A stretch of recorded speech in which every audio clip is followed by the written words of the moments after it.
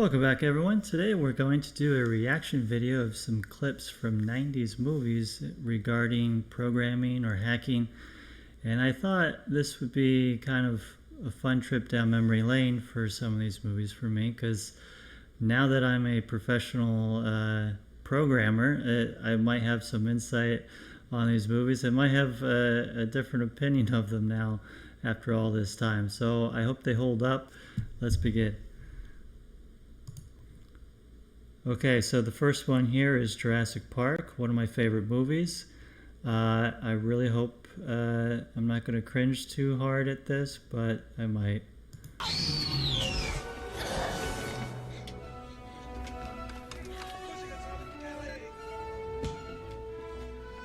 It's a Unix system. Wait, how did she know it was a Unix system? /user, okay. Okay, so / as opposed to /, but there is no Unix system that has a GUI like that. That's crazy. It's a Unix system. I know this. It's all the files of the whole park. It tells you everything. I gotta find the right file. Trying to reach the gun.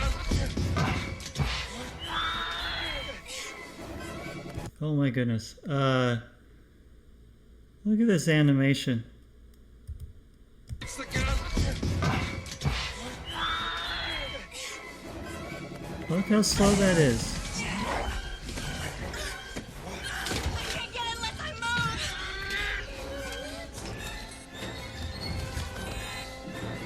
move. Still animating. Okay, so this is why no Unix system had a graphical user interface like this. Like, you just open up a terminal and you do ls, you do cd, you do find, you just find it by name if you know what name you're looking for, and you're done. Like, she would have found it by now. Instead, they're about to be eaten by a dinosaur.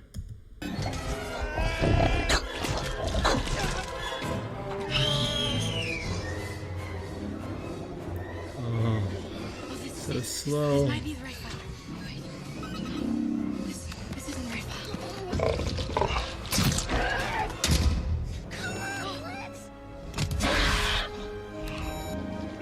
Finally. Alright, that UI is not too bad there, but the file system, like the terminal, or even a like 2D file explorer. Who named it? We got it. Okay. Okay, so next clip here is clear and present danger.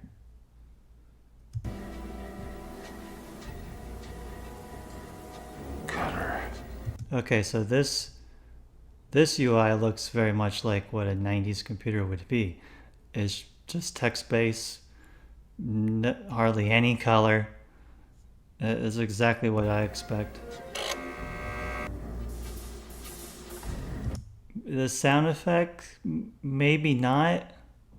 I don't know if that came from the computer or behind him.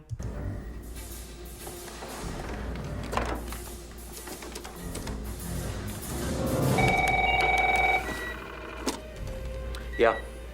Bob, Jack Ryan here. I love he types without looking at the key with one hand. I doubt he even knew what he just typed. Good morning, Jack. Morning. Listen, I was just thinking, maybe we got off to a bad start here. But I love...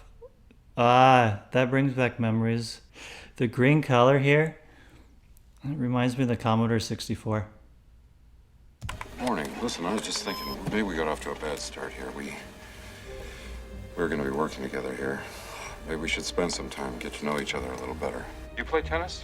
He's stalling. Tennis. You play tennis? Yeah, I play tennis.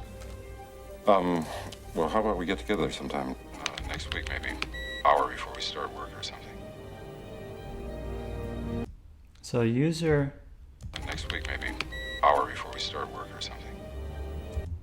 User 422 So that actually, I mean, that makes sense to me. I mean, in Unix, or any or Linux, you can have user IDs for the users. So you would have something like that. Although that you also have them by name, but not necessarily if that computer didn't know what the name was.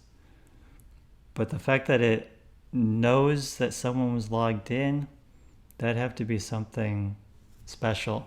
Some service that's watching the users that are logged in, running periodically, maybe. I don't know.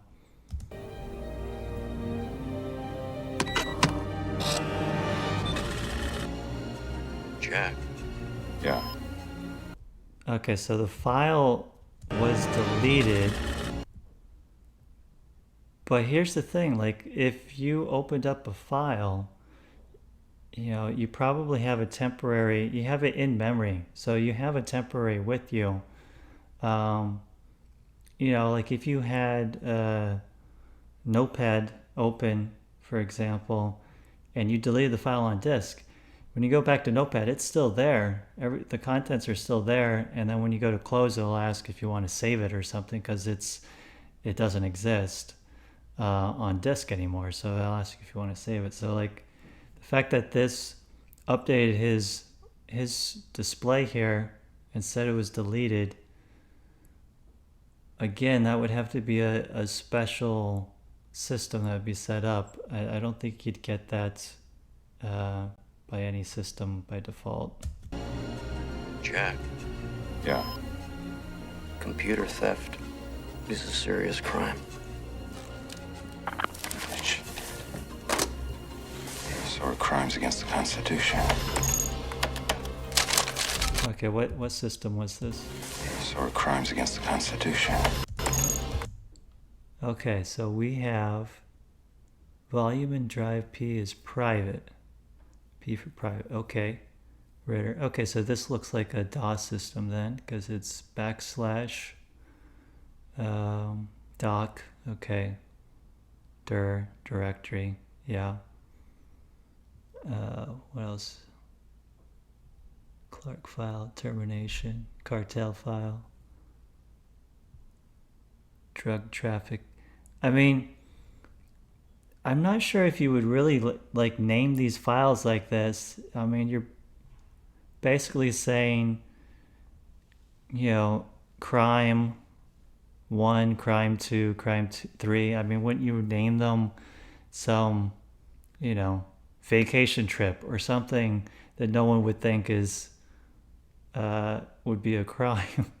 I don't know. Son of a bitch.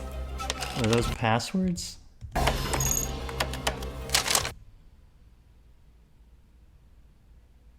Oh, maybe those are the user IDs and the name of the user? Because the user ID we had was 3 numbers. Okay, he stops here. I don't know what this is. Well, it looks like maybe a date? Maybe a file number?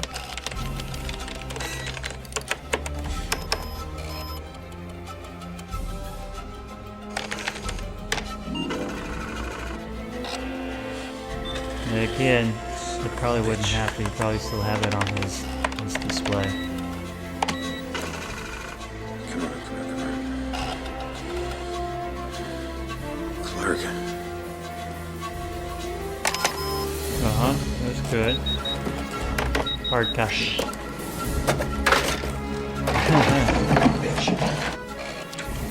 Yeah. Printers. You're either out of paper or it's low, toner or something. Like it never works the first time.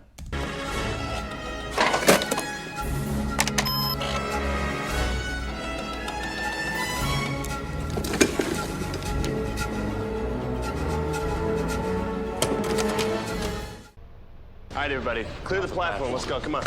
So we have Independence Day. Come on. Major Mitchell, You have a pistol? What? You got a gun? Sergeant Exeter. See that Coke can on top of the alien craft?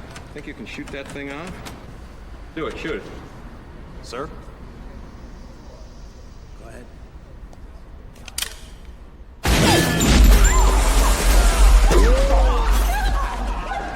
Of course. I'm sorry, my fault. Okay, so My. it ricochets. Everyone ducks except for our, Jeff Goldblum here, our hero,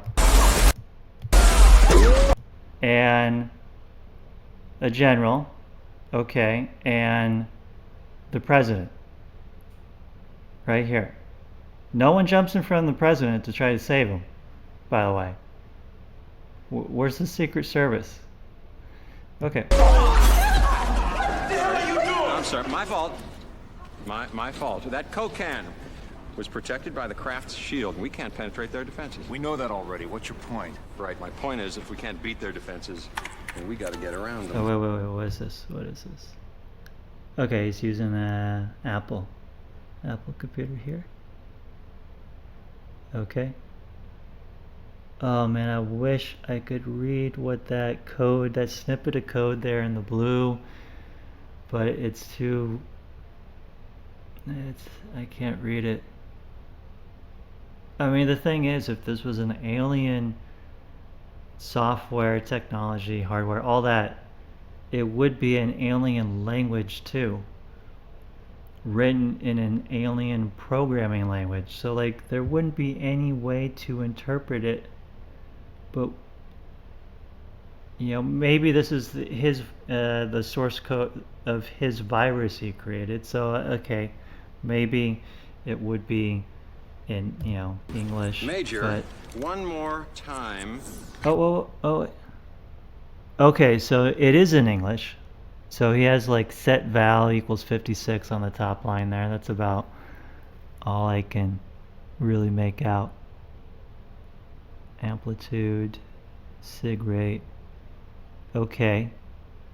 Oh, this is telling. So in the pop-up here, it says C++ Trojan horse.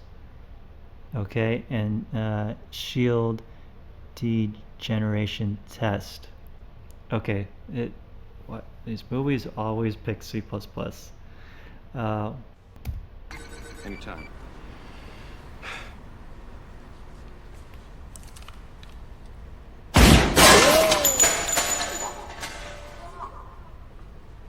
And of course, How did you do that? I gave it a cold. I gave it a virus. Computer virus. Are you telling us you can send out a signal that will disable all their shields? That's right, just like they used our satellites against us. Okay, so he sent out a signal. A signal. Okay. We can use their own signal against them. If we plant a virus into that mother ship, it's going to then filter down into all the corresponding ships below. Okay. Why is it got to be planted into the mothership first? Can you just send them to all the other ships? I'm sorry, I don't understand. Just how exactly do we infect the mothership with this virus? We're going to have to fly their alien craft out of our atmosphere and dock with it. We can enter here, as shown. That's why it's called Trojan horse. The alien craft is the Trojan horse, containing the virus that will be uploaded once it enters the mothership. Okay. All right. The satellite photos, we then upload the virus. We then set off some kind of explosion, which will disable it, and that'll disorient the smaller ships below, and that could buy it, I think, at least some time to take them out, take them down, do your stuff. This is ridiculous. How long will their shields be down? I don't know, a matter of minutes. Based on what calculation was that? And I mean, obviously, it goes without saying, like he writes a virus in C++ that somehow works with an alien technology um, the alien software. It like, I mean, first of all, the C++, you have to compile the C++ program, and it compiles to a particular system. So, you know, he compiled it on his Apple laptop there. So, I mean, are we to assume aliens all use Apple computers? Okay. You want us to coordinate a massive worldwide counterstrike with a window of only a few minutes? The shield's down, that might be possible. Oh, please. We don't have the manpower or the resources to launch that kind of a campaign. Not to mention that this whole cockamamie plan is dependent on a machine that no one in this world is qualified to operate. Okay. Underwear store. Freeze there. Go from one Will Smith scene to another here. So this is Enemy of the State. Computer magic here. Okay, let's see what this is. Rotate us 75 degrees around the vertical, please. Okay, 75 degrees around the vertical.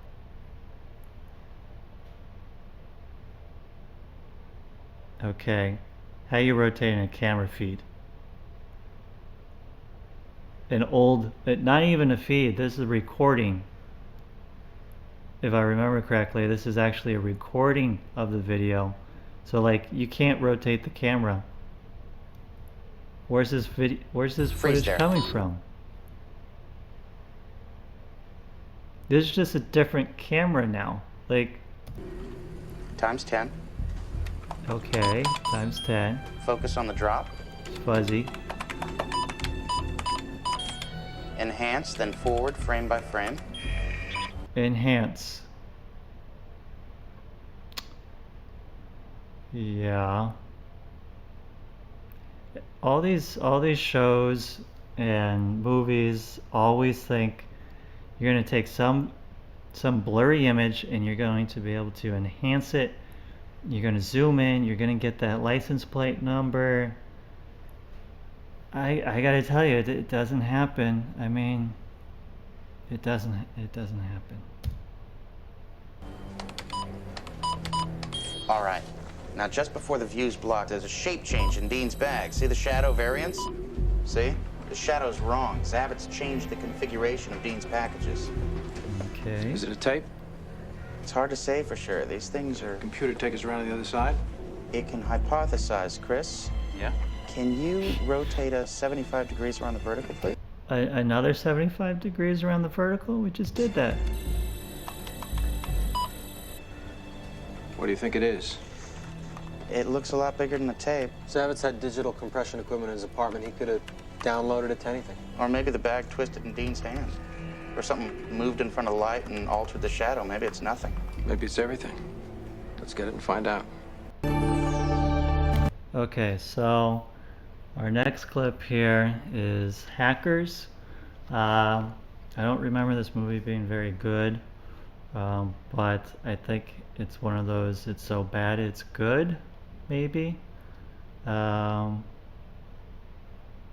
Oh, that guy is the actor from Elementary, played Sherlock. I did not realize he was in this movie. Okay. Let's see what I feel like I'm gonna get targeted here. Whoa, go back. What's he got on his laptop? Okay. Wow.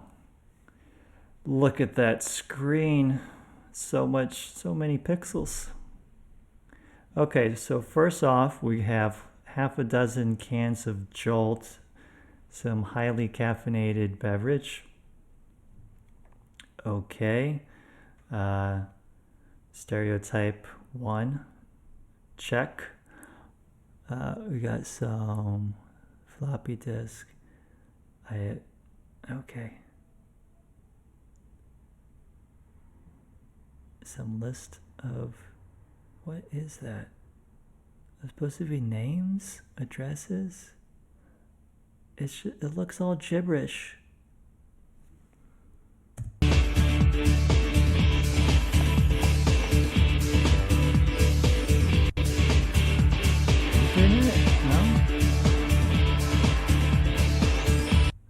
Okay, so everyone's moving fast around him and he's moving slow. Okay. Okay. Oh, except for his fingers. They move fast, but he moves slow. I thought he was moving slow and everyone else was moving fast. Oh, now he's printing out the gibberish that was on his screen. Okay.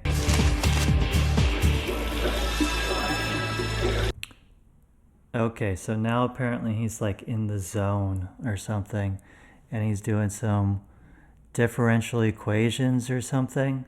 We got some random mathematical symbols here, no doubt.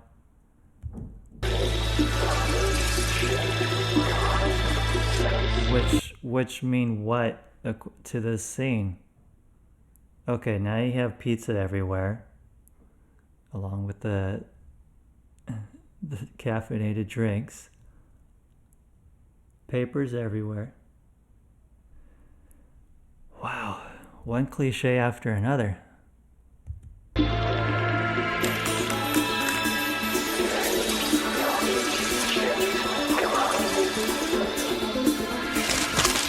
Okay, I think, is this the same paper that they showed before? I'm pretty sure those are the same keystrokes.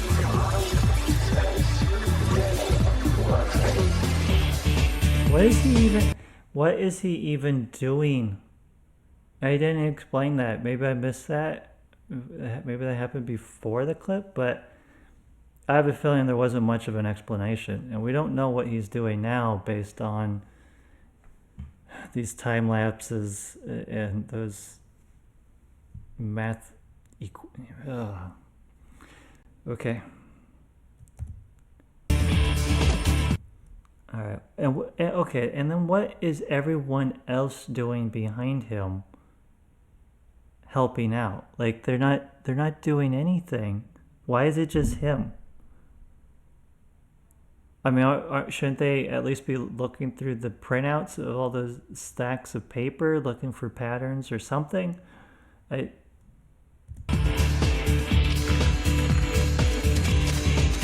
More and more paper. Printouts. Oh, now they just gave up on the equations, and now they're just doing random symbols. Okay.